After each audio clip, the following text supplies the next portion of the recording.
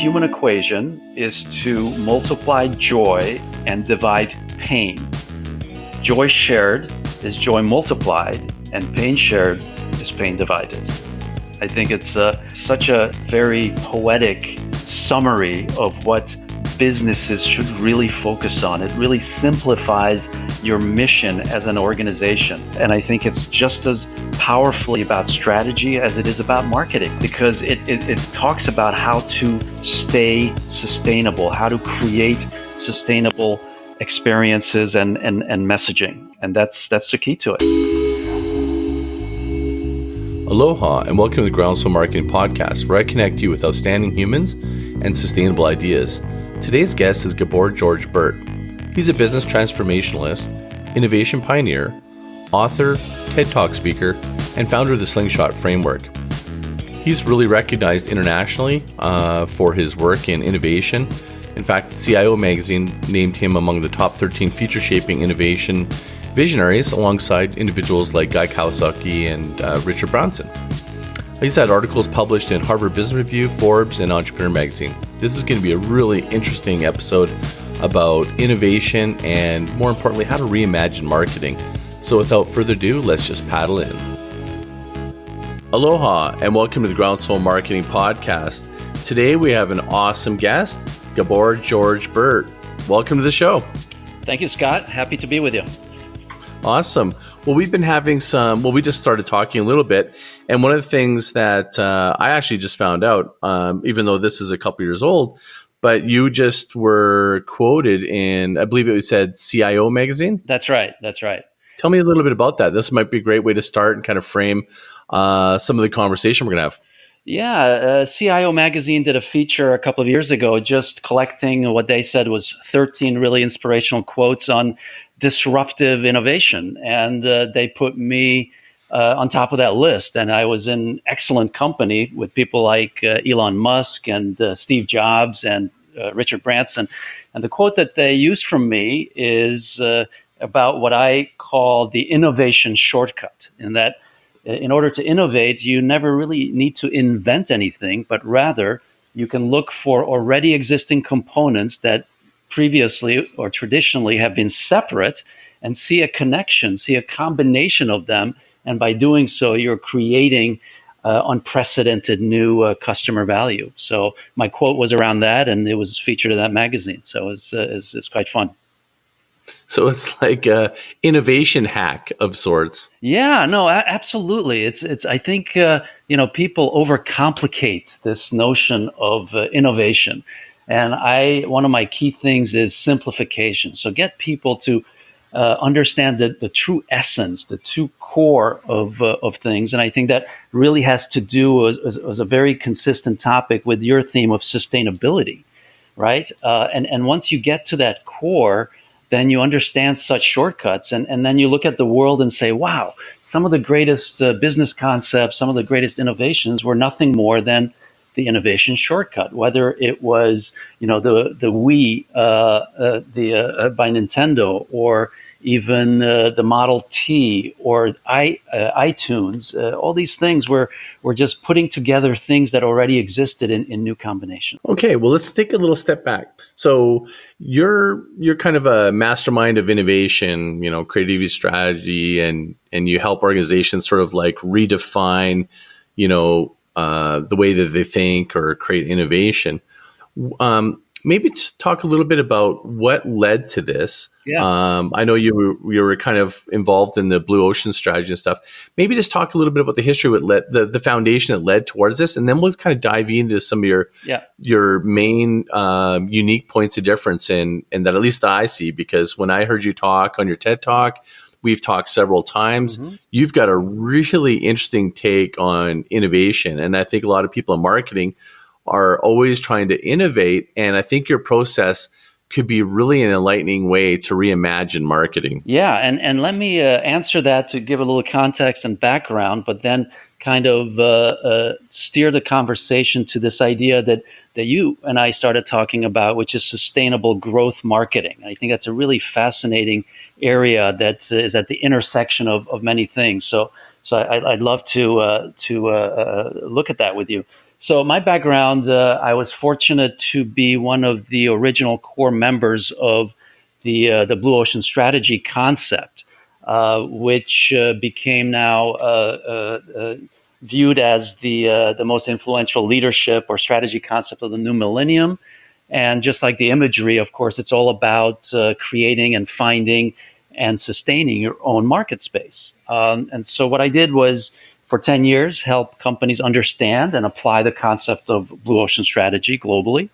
And a couple of very interesting things happened. One is that I realized that while it was a great aspirational concept, very few companies could actually put it into practice. So to create their own blue oceans. And the other is that companies, even though they had the will and the whole support of leadership to do something new, they just didn't know how to access the creative input in order to think about what they're doing in a new way. And this is what led me to launch Slingshot as kind of an outgrowth of Blue Ocean Strategy. So my Slingshot platform, and by the way, that's another reason I love your whole platform, Groundswell, because they're both about movement and motion and change. And Slingshot, even the image is about this universal childhood toy, reminiscent of our what I call natural creativity, curiosity, sense of adventure. And I think this is the most powerful resource at our disposal currently to do things that are future shaping, that are sustainable, both in marketing and in strategy. So what I talk about with Slingshot is how to access our creativity organizationally and systematically to drive smart strategy. And then to say that you don't need to just think about blue oceans, meaning these really disruptive innovations, but think about blue waters on 3 levels: blue lakes, which is continuously refreshing what you're already doing, then blue seas, which is expanding your value proposition, and then blue oceans, which is creating new market space. And what I have found is that when you Ooh, I like that. when you put it that way, when you make it this staged approach, then companies can really latch onto that and put it into practice. And one last final thought in answering your question, it was always funny to me that when the Blue Ocean Strategy book appeared, that I would go into bookstores, and oftentimes, instead of finding it in the leadership or strategy section, I would find it in the marketing section. So it was this view that Blue Ocean Strategy, yes, it's a strategy and leadership concept, but it's also a marketing concept. And to me, that made a lot of sense because they're so intertwined.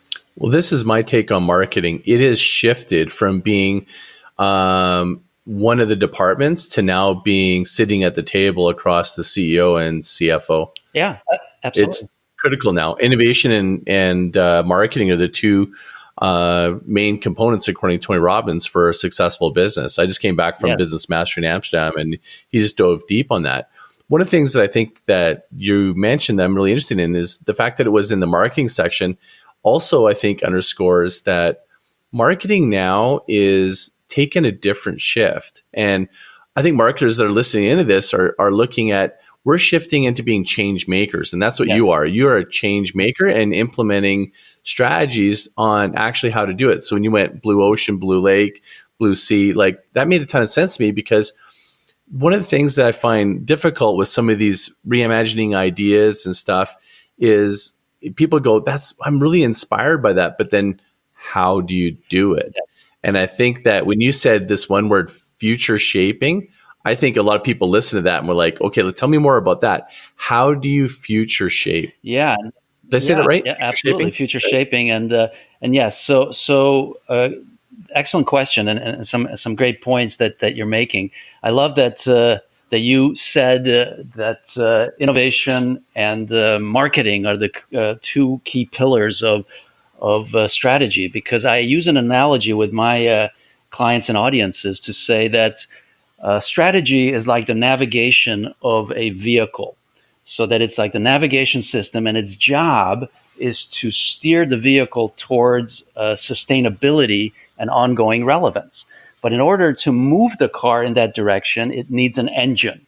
And that engine is innovation and marketing. So that's what gets you to where you want to go. And both of those types of engines, or both components of your engine, needs fuel. And that fuel is creativity.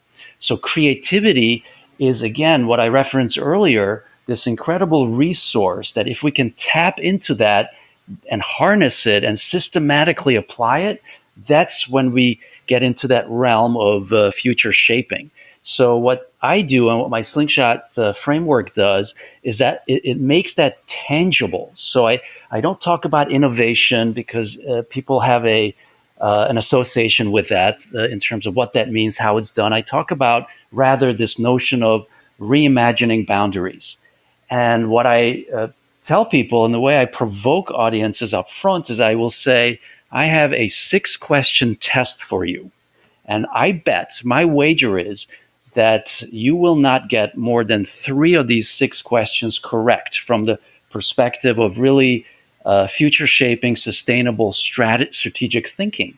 And no matter who the audience is, it could be the leadership team of the most successful company, invariably I am right, because everybody operates within what I call self-imposed mental boundaries. And when we go beyond that and we expose you to how you limit yourself, that's when breakthrough happens. That's when people can internalize and understand how to be future shapers. So that's the beginning of the process. Very interesting. So tell us a little bit about, a little more about Slingshot. Like, just how does that work? Like, it's a book. So I read the book. I mean, thank you for sharing that copy with me. Maybe describe a little bit about the book and the background, because that's the framework of all this, that's correct? Right, absolutely. And I referenced earlier this idea of sustainable growth marketing. So let me answer that in that context, because the idea that marketing, when we put those two words together, just sustainable and marketing, in your opinion, Scott, is that talking about the sustainability of how we put out our offering and how it's packaged and communicated? Or is it also about, or even more about, the sustainability of the very offering that we are marketing? I think it's the sustainability of the process and how you market and evolve to meet your clients' changing needs. But isn't it interesting how intertwined that is with the offering itself? In other words, you cannot have sustainable marketing without having a sustainable offering. Would you agree with that? Correct. 100%. And both of those, of course, have to do with a customer experience, understanding your target audience and understanding how to stay really close to them. So one of the provocations I put out to clients I work with is, are you one of the top 5 brands across any market, any industry of your target audience? And if not, why not? And if you are among the top 5, what plans do you have to be in the top 3, or to be the top number 1 brand that they will instinctively reference if they're asked, what is your favorite brand or logo or company? And that's, I think, a really interesting way, again, to get the people thinking in the right direction. Because why is it that we accept that a 25-year-old company that started out by selling used books is now the most valuable brand in the world?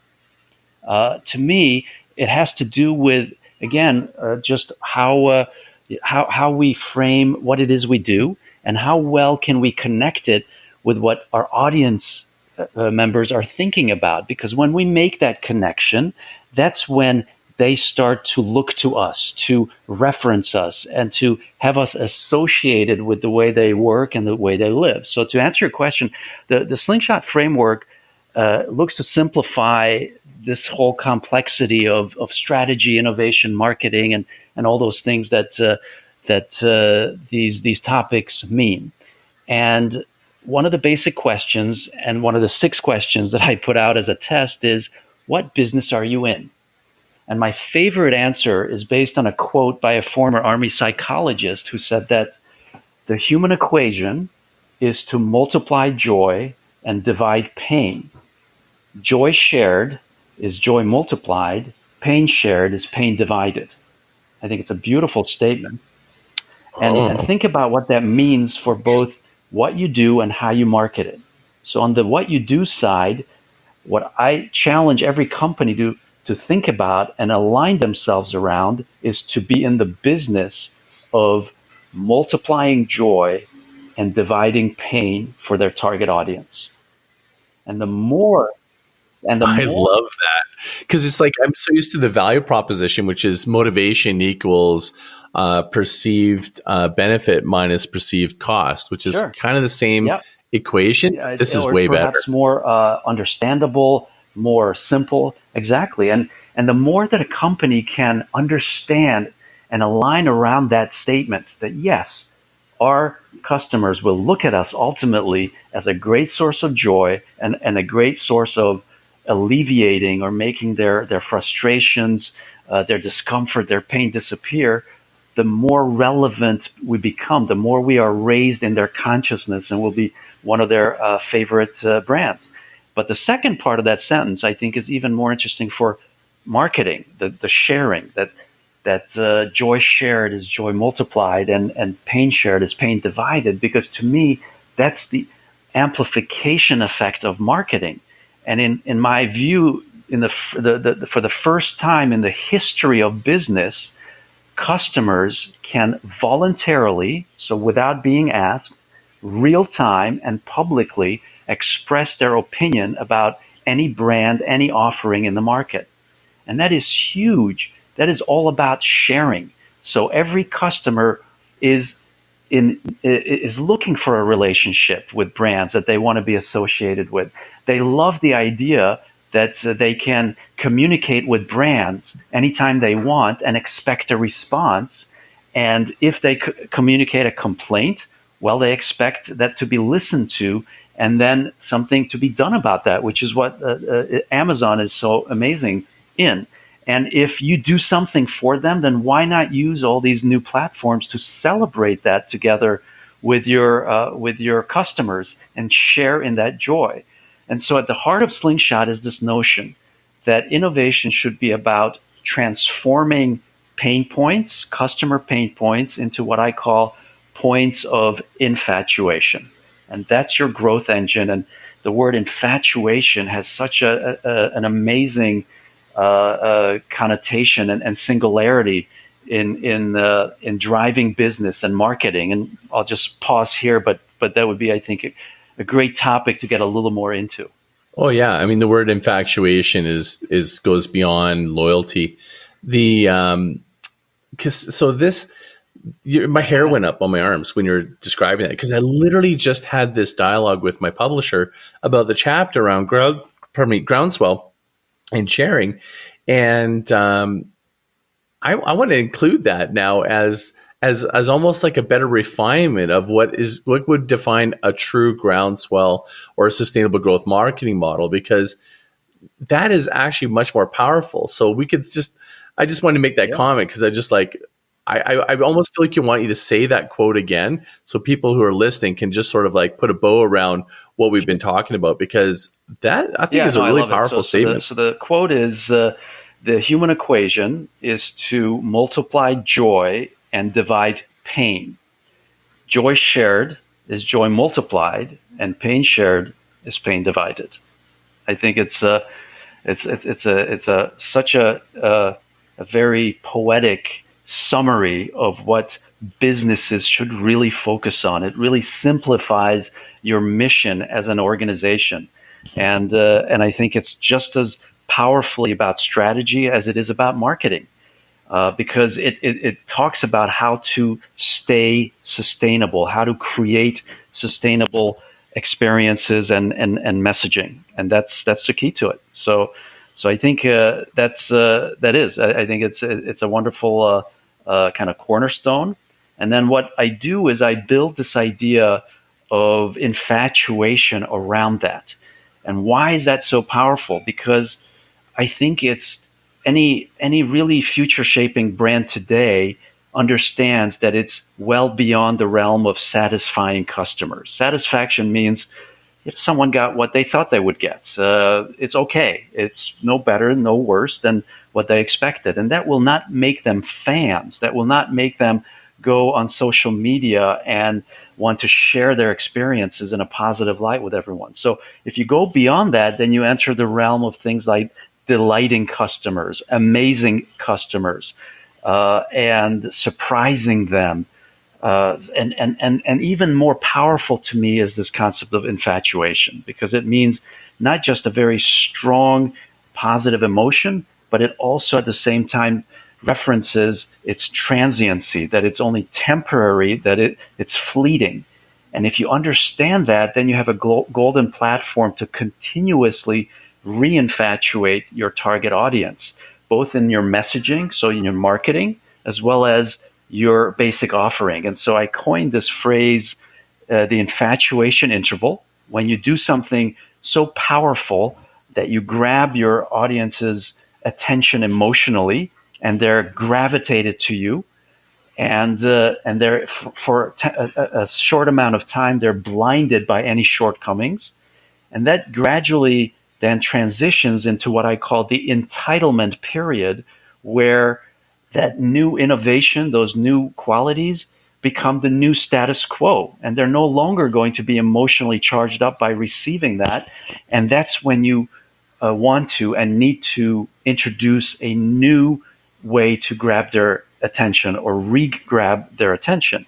And so it's a really fascinating cyclicality that you can use as your engine in terms of keeping your brand and your company relevant.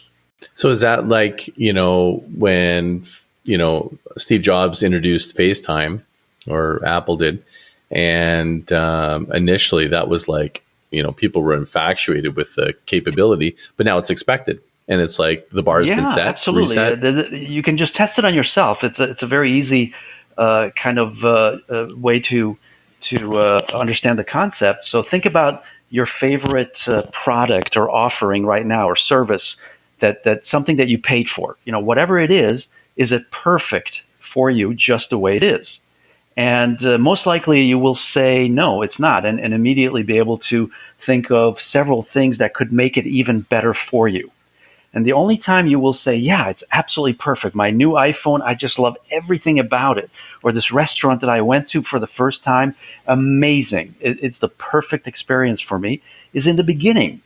And once you repeat that experience, you will gradually start to expect that as the status quo and start to notice the flaws, which you then, as the supplier of that experience or offering, will need to do something about. Otherwise, your customers will go to someone else who will grab their attention in that interim. A good example, a simple example, is in the early part of the new millennium. If you remember, on air overseas or long distance flights, they introduced the entertainment units, so that you had your own screen, your own TV on the back of the seat in front of you in economy class.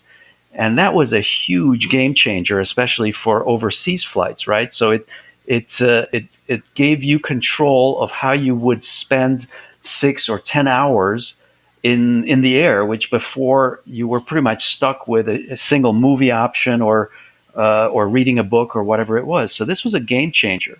But very soon, after a few months or at most a year, people started complaining to say, well, why don't they change the movie selection more often?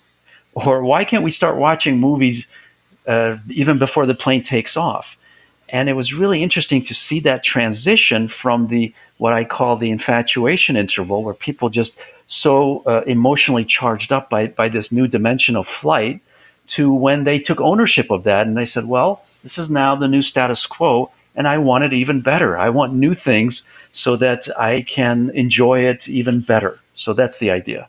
Was that a result of you working with the client, or just observation? So a lot of my things, of course, I validate just from being on the customer side of offerings. Fair enough.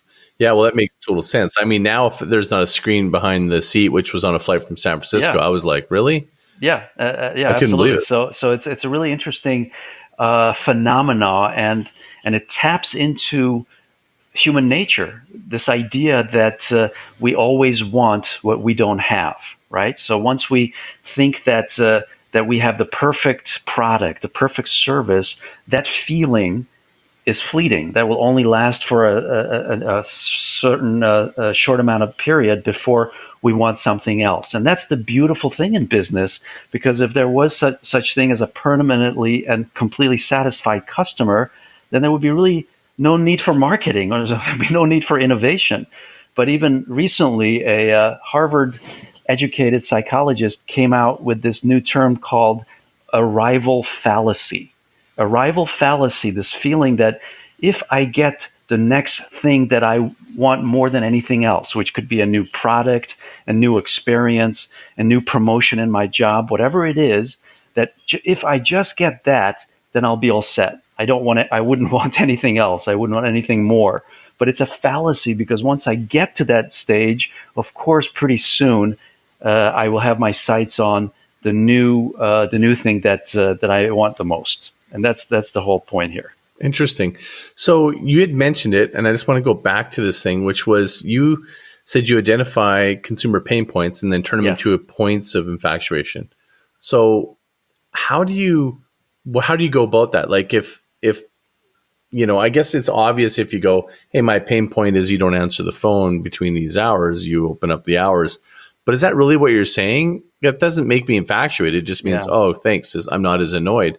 How do you go the step further where it's an actual... So what is really interesting is how simple this idea and concept that I'm sharing with you is, and how few companies actually get it and do something about it. So when I do a customer experience mapping with my customers, and this spans all industries, all types of companies of all ages, then literally, and I ask them to identify the key pain points in that experience. Literally, that entire map is saturated with pain points. So when asked, they know that these pain points exist. And then what I say to them is, look at what you've just done. You're running an already successful business, but look how much pain you're causing. And if you were able to transform these pain points, how much more successful you could be, how much more relevant, how much at a higher clip you could grow. And that's the power of this. I share also a statistic done by I think KPMG, or one of the big accounting firms, a few years ago, that highlighted the U.S. economy in a single year lost $6 trillion because people were so fed up with their experience with suppliers that they were forced to switch to new companies. So $6 trillion, which is about a third of the U.S. economy and over half the U.S. Population, actually went through the process of switching suppliers because they felt too much pain in that experience. So it's a really phenomenal thing. And as far as what we should focus on, again, it's a very kind of exciting concept, because let me give you one example from Amazon, which was, as I mentioned earlier, a company that's really good at just this exact thing, identifying pain points and transforming them, not just fixing them. And one of the pain points that they identified a few years ago was what they call wrap rage. Wrap rage is the phenomena when you receive a package that, of course, you want to open it as fast as possible, because it's a purchase you made that excites you, but you are unable because the packaging is too complex, too complicated. It's overly Oh done. my God. Yeah, Yes. too many Totally get nails, this. screws. The tape is too much, and the Oh, I'm plastic, actually thinking about the exactly. plastic, the industrial plastic that you can't get to.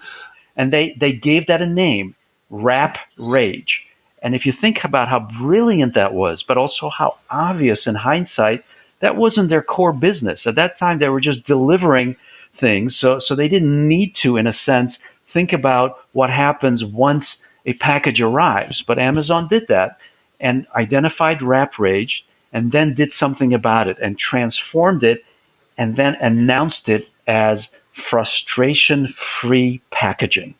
Frustration-free packaging was the way they transformed wrap rage.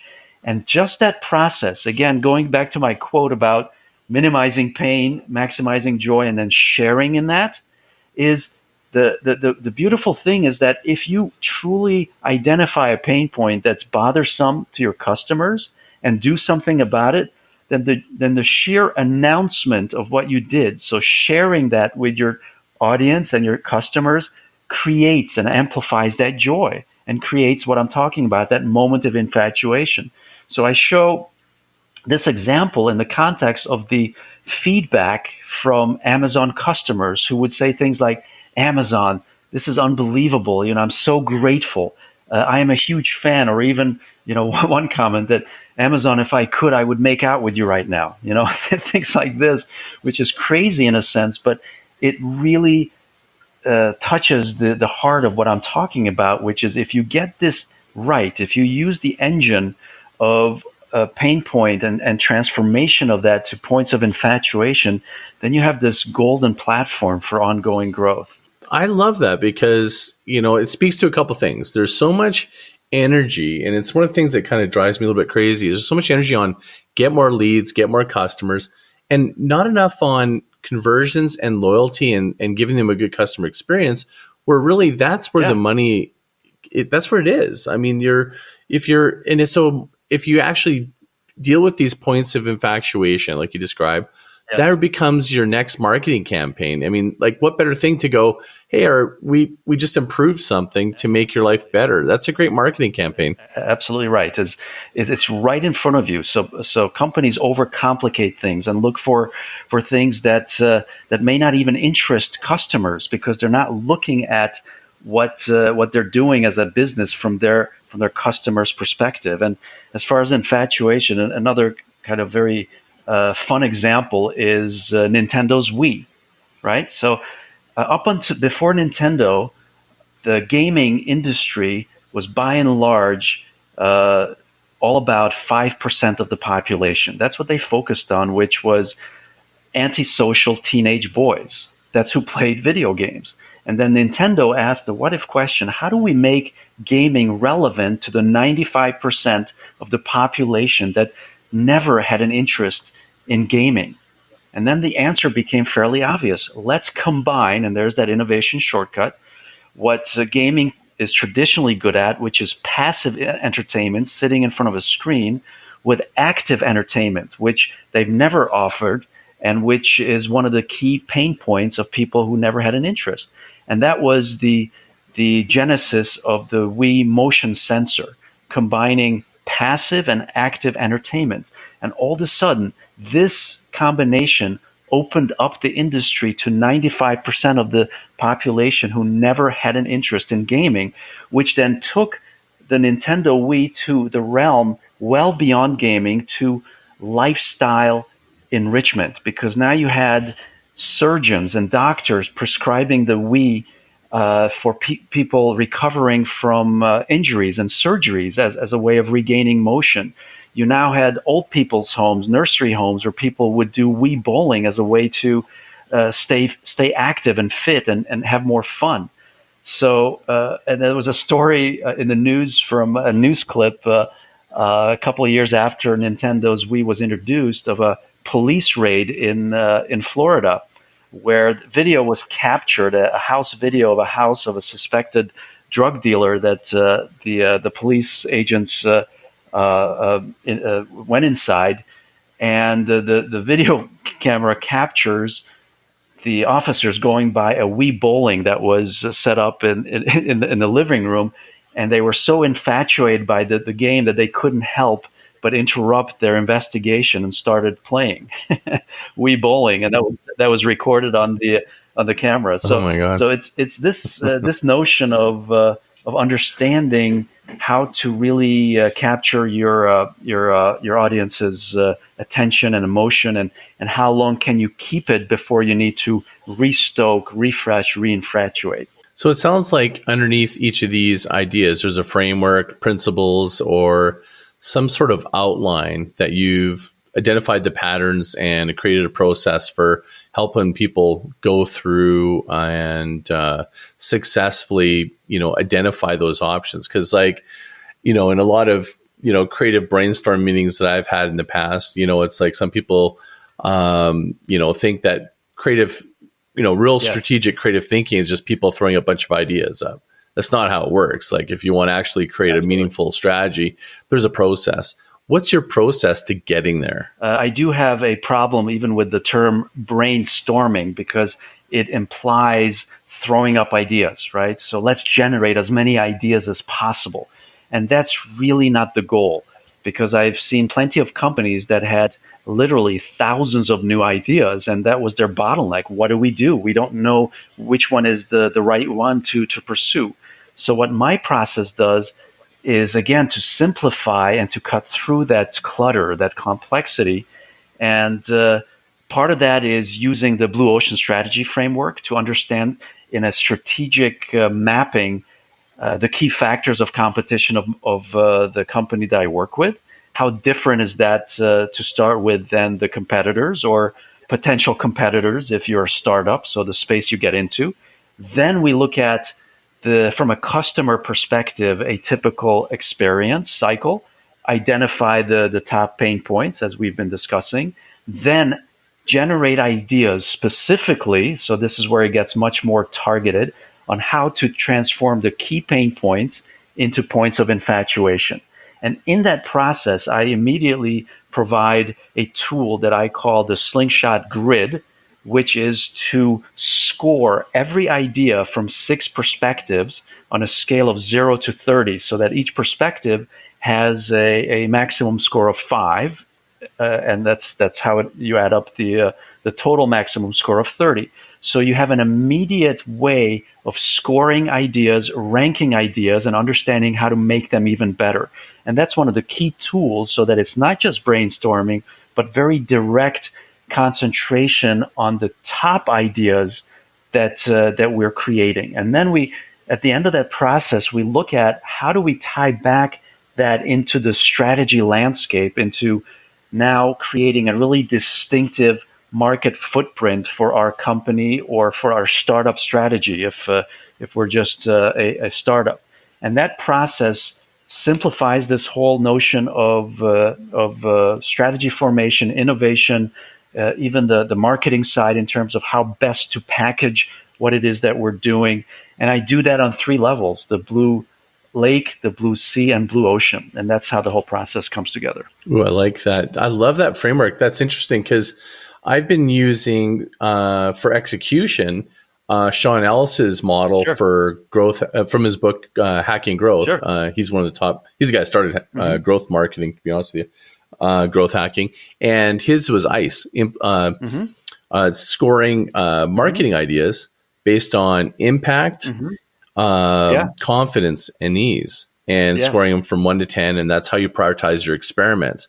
This, what you're saying, is actually on top of that, which is how do you actually categorize the creative and reimagine these ideas you might want to do. So if someone is listening, if you want to kind of maybe reframe it from someone who's like a marketer or a strategist going, okay, this is how you would kind of like identify and build these ideas. And that's one way that sort of ICE could lie underneath and going, okay, which ones do you actually do in execution order? I mean, or is yours do that already? And I think the message that I would say to marketers is that your perspective, the fact that I consider marketing a two-way discipline, right? So you are communicating, packaging, and creating that connection of what you're looking to sell to consumers. But at the same time, you're also collecting information about them and sharing that internally in your companies and your teams. And that two-way interaction is, I think, critical to the future of the company. And that's what elevates marketing to the realm of strategy.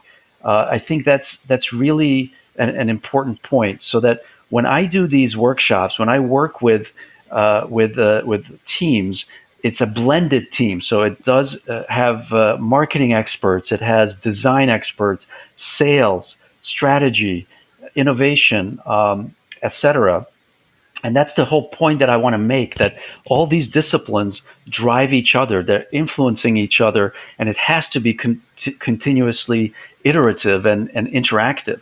And an example of that is perhaps of how that really kind of blends together is the way that I created and packaged my book. So I wrote a book called Slingshot to support my framework.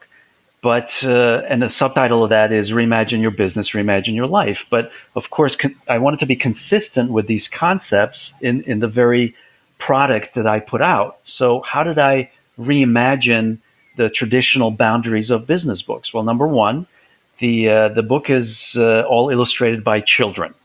Number two, it has original music that accompanies it. So this very talented European band did an original song inspired by my concepts for each chapter. So in that sense, it becomes more of an immersive experience. Number three, I did a series of interviews with really diverse visionaries from around the world. I asked them very story opening questions such as, what was the favorite game that you invented as a child, etc. And so there is a wealth of really interesting insights from people like Erno Rubik, who invented the Rubik's Cube, or Dave Stewart, who is from Eurythmics, one of the iconic musicians, or even Dudley Stokes, who started the Jamaican bobsled team. And lastly, unlike Blue Ocean Strategy, which was one of the most successful business books of all time, Slingshot is not publicly available. So it's only shared through my team with organizations that we work with as a exclusive resource. So these are the ways that I created a whole new way of experiencing a business concept, the Slingshot Framework, but it also therefore created a whole new way of marketing it, a whole new way of communicating it. So I have, for example, songs written about and around a business concept, which is a whole new dimension that I can leverage when I do presentations, or when I want to market it, Slingshot in a way that would grab people's attention. So that to me is an example of, again, how I put these concepts in practice, and how all this is I think coming together, converging between marketing, strategy, innovation, and leadership. Where do you see the biggest need for, someone, an industry or, type of business that would benefit most from this type of thinking? Every single company needs to think this way. The ones that would benefit the most are the legacy or traditional industries, because they really need to rethink what they're doing. So when people say that, let's say, take yeah, or even I was thinking education, as an industry. Clayton Christian says Okay. that in his opinion, in 10 years, 50% of U.S. universities will no longer exist. Okay, so here's an industry that is huge and that really needs to rethink what they do. But that's equally true with financial services and banks. It's equally true with insurance, manufacturing. The largest man-made structure in the world, which is the U.S. electricity grid, is in danger of becoming obsolete because people are starting to make their own electricity and no longer using the grid as a source of energy, but really just as a distribution system for their own electrical output. So this sort of thinking is most important and most immediately kind of critical to legacy companies and industries that really have to transform. But in my work, it really spans the whole gamut. So I worked with startups and helped them create strategies and instill this kind of mindset. So when they enter a space, they are up and running, and they go on a growth trajectory like an Amazon or like an Airbnb. Because to me, the models to emulate. So it's just as critical for them. Right. So if I'm an 8-year-old and you had to explain what you did, what would you say? Yeah, that's that's a funny thing you mentioned, because I have children, and some of my inspiration comes from them. And what I tell them that I do is that I am a transformationist. So I help individuals and companies go beyond self-imposed mental boundaries. And with children, those boundaries are so much wider in terms of their capacity to entertain new concepts, that to them it comes naturally. And so when I talk to them, I say, I try to make adults think like the way you think. Because as Dr. Seuss says, and I love his quote, that adults are just obsolete children. And part of that is because adults have these self-imposed limitations, or what it is that they can do, which children's marvelously are absent of. And I even had sessions where I work with executive teams, and I bring in children to judge their work when I ask them to think about some creative concepts. And it's a fascinating role reversal, because children have this wonderful ability to ask very simple questions like, explain it to me so I understand. What's the purpose of what you're saying? And when you have to explain it to a child, you can't hide behind industry jargon or these complicated responses.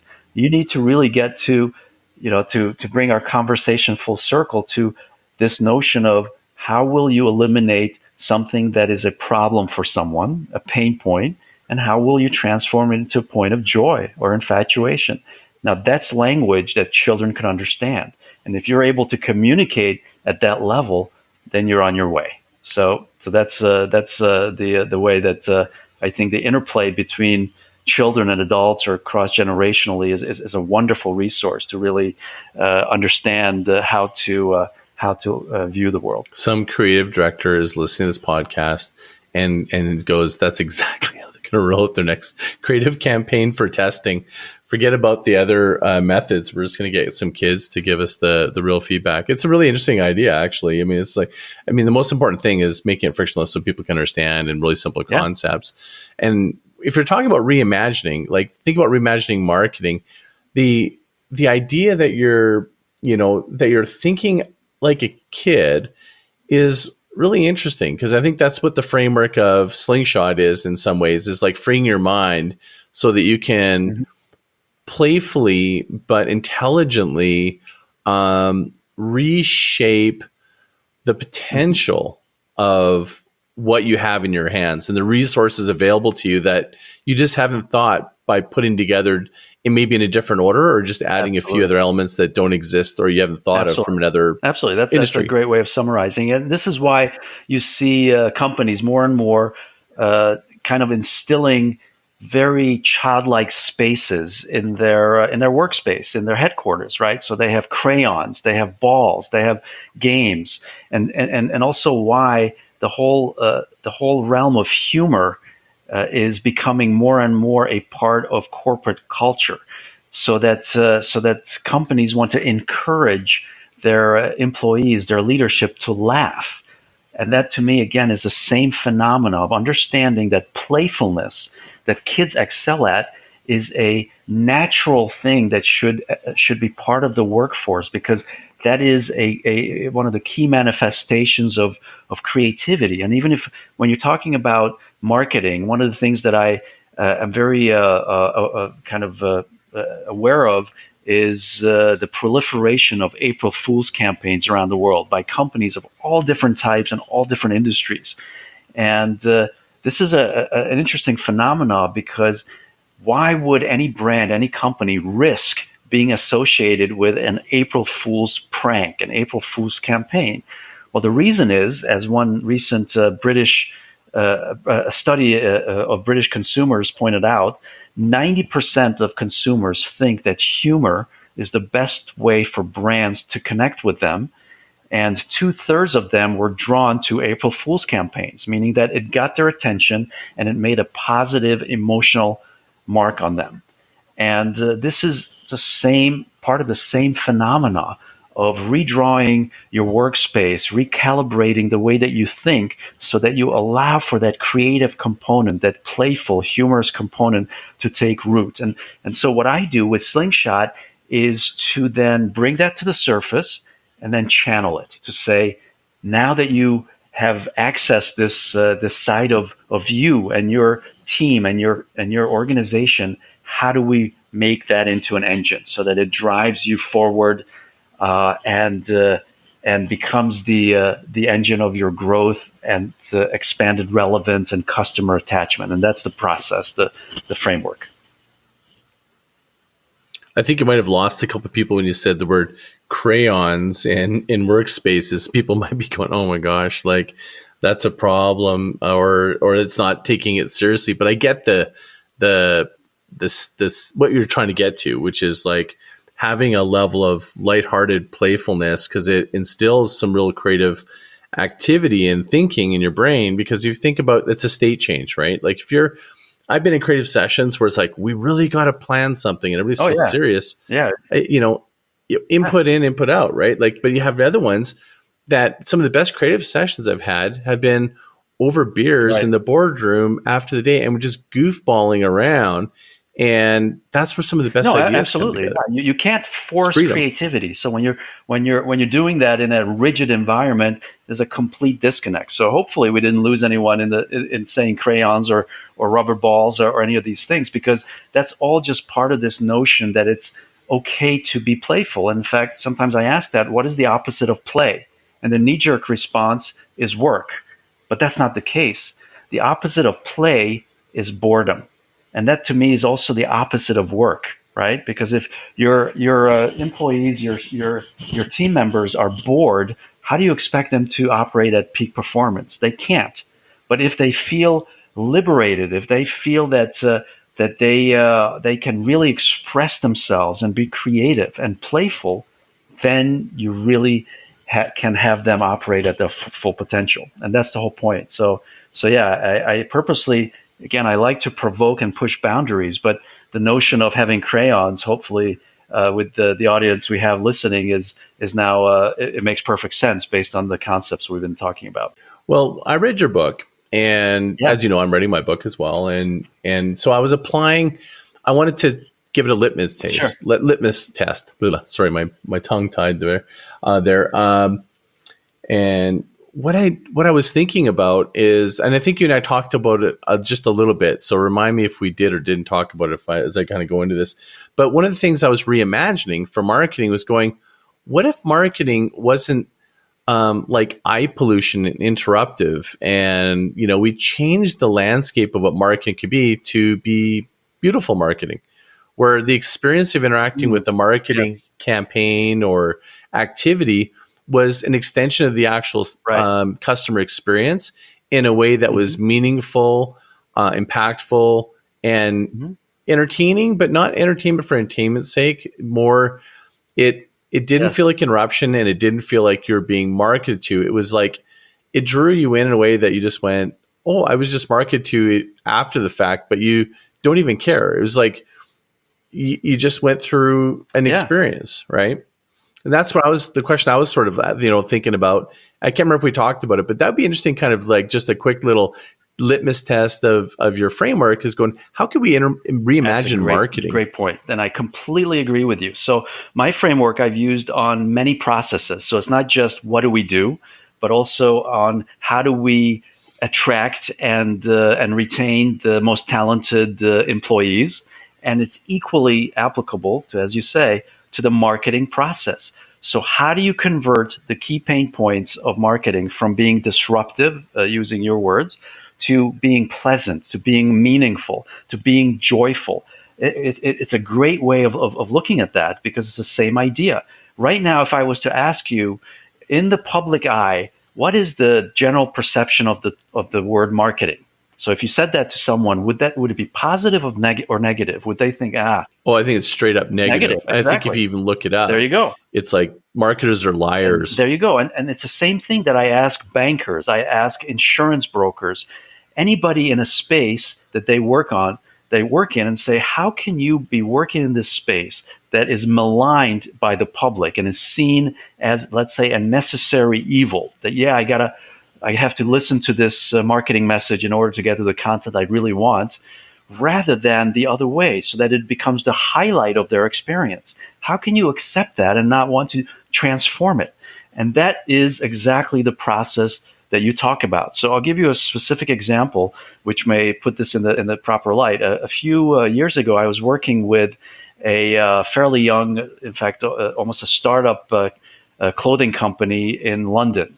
And their whole line was based on bamboo fabricated clothing. So to replace cotton. And I don't know if you've ever worn a bamboo garment. Really comfortable. Really comfortable, has these amazing qualities of being moisture wicking, antiperspirant, temperature control. But more than that, it's really good for the environment. So the bamboo is the fastest growing plant in the world. It actually helps the ground to stay together rather than cotton production, which erodes soil. So this company, one of the things that they said, part of the marketing package, was for every garment that you buy from us, we're going to buy as or buy the symbolic ownership of 1 square meter of rainforest in Guyana in South America. Okay, so we're going to give you not just a garment, but to feel good about the fact that you're saving the planet or wildlife or the rainforest.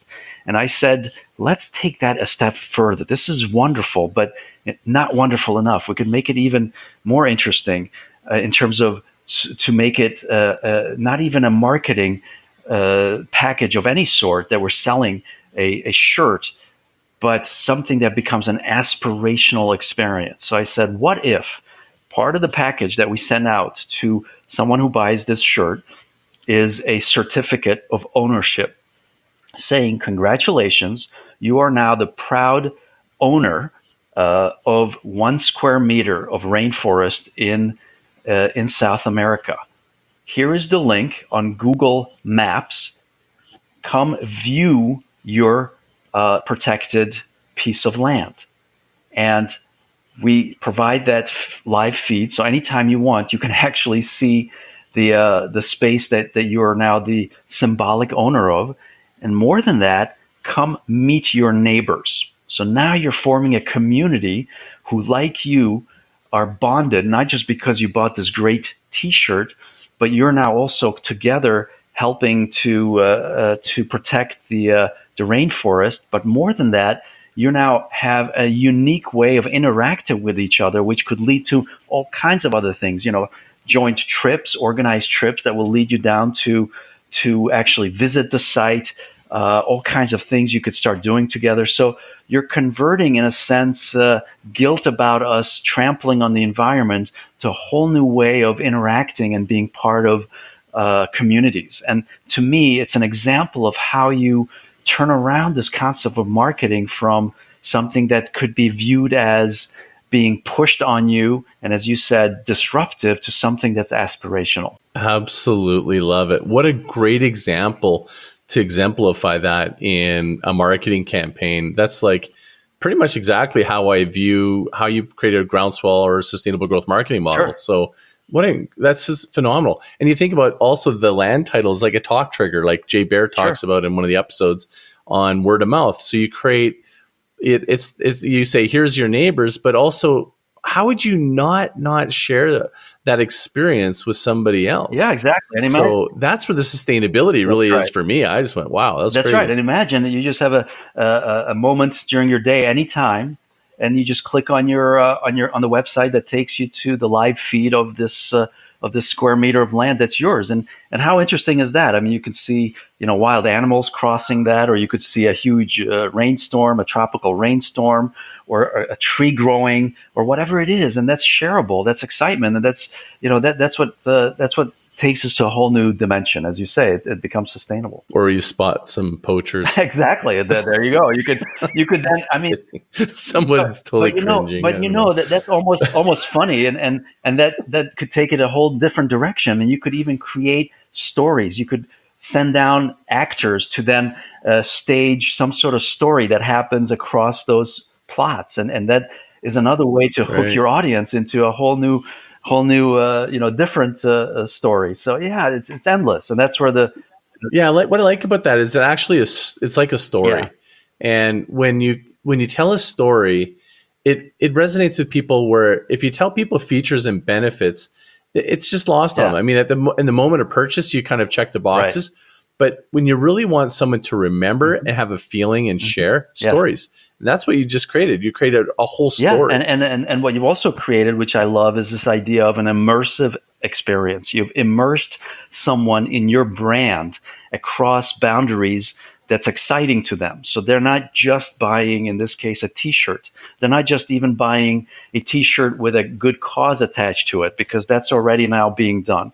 But you're giving them an experience that they've never had through this live feed and interaction with your neighbors in this environment. So this idea of immersive experience, to me, is a great concept for the notion of sustainable marketing. Totally. And I think somebody might go, oh, that was just a great idea. But when you overlay with the way that you came about it as a framework, you can regenerate an additional idea that complements it. I think that's the Right, point, right. right? Like, it's not just about idea generation and having individual ideas. It's about things that are integrated in a way that you can also scale, like other Yeah, ideas. absolutely. And that's why that whole notion of infatuation, and why that's such an important word, is that you know that whatever you do, in this case, introducing this concept, has a shelf life, right? For which it will be a sensation. It will be the next, let's say, the Nintendo Wii. It will grab people's imagination around the world and be huge on social media. However big it becomes, it will have a shelf life. And so understanding that, and being able to monitor that through the analytics that we're developing, called the infatuation interval index, which measures, to what extent are people talking about what you just introduced, the depth of that conversation, the positiveness of that, and you can get a real time feel for to what extent are people really being infatuated. And once that starts fading, then you know that absolutely it's time for your next concept, or to take your infatuation to the next level, to introduce the next innovation. So that is one of the key points here, is that whatever you do, it's not a one-time thing, but it has to be part of an ongoing cycle. Love it. So if we can wrap up here with you putting a little bit of a, what's the key point or a couple points you'd want to make from somebody as they've been listening to this podcast and kind of putting their head around this? What would be that you'd want to leave them with? So what I would say is that realize that the creativity of you individually, as well as your entire team, is this incredibly powerful, abundant, and free resource at your disposal. And the more you tap into that, and the more that you're able to harness and channel it and systemize its application, the more powerful the growth engine is for your platform, for your idea, and for your company, your marketing campaign, and all of that. To me, that's the central theme of Slingshot, hence the symbol of Slingshot. And what I have done is to create an environment, a platform that shows a framework for doing that. So that's something that you can look at and see if it resonates with you. But again, even more central is this notion that you should not be afraid to tap into and really apply creativity as a central resource in everything that you do. Love it. How do people get a hold of you? So the easiest way to get a hold of me is my website, which is theslingshotgroup.com. Or if you Google me, Gabor George Burt, you'll see my website, or of course my LinkedIn page has all my contacts. So those are the best ways to reach me. Amazing. And, I'm so excited about, us following up again. I mean, we've been talking over the last 6 months about collaborating. Yes. And, the more I get to know you and the more I hear some of the different ways that you have gone about this reimagining and thinking and creativity and stuff, it just gets me more excited about the potential. And anybody listening to this podcast is hopefully going to dive in and look more at your content. in order for them to get your book, which I was lucky enough to read, do they have to be a client, or they just request? Like, how does that work? That's a good question. So there are some secondhand copies on Amazon. So people naturally, when I work with an organization and I make the book available to their entire team, some will read it and then put it up on Amazon. But even better, if you email me, send me a note, having listened to this podcast, I will send you an electronic copy of my book. So I can make that promise or make that available. And let me also just return your compliment, because I have really enjoyed my conversations with you, and really am excited by what you're doing. And you're also at this intersectional space of creating content that I think is so important and so timely. And again, I love the similarity of your platform's name of Groundswell with mine. Both are about movement and significant motion and being change agents. So it's a good fit. Yeah, and thank you so much for that. And we may have another podcast in the future once we kind of zero in on our collaboration ideas. They're so big. Absolutely. And I'm excited about fleshing that out. But yeah, I would love that. Thank you again for being on the show. I really appreciate it. My pleasure, Scott. Thank you. Awesome. Well, thank you everyone for tuning in, and really thank you, Gabor, for being on the show. Like, this is a long time in the waiting to get you on here, and really feel like this episode was just hitting the mark. And I'm even more excited as soon as we end the podcast to get on the phone, because I got an idea that I want to follow up with you on. But thank you again for being on the show. Thank you everyone for tuning in. As always, please leave a review. Tell me what you think. Tell me what you learned. Talk about this podcast, whatever it is. Show us some love. You can always email me, scott@groundswell.marketing. And if you want to go to the show notes, it'll be on iTunes, or you go to groundswell.fm. Thank you, everyone. Until next time, mahalo.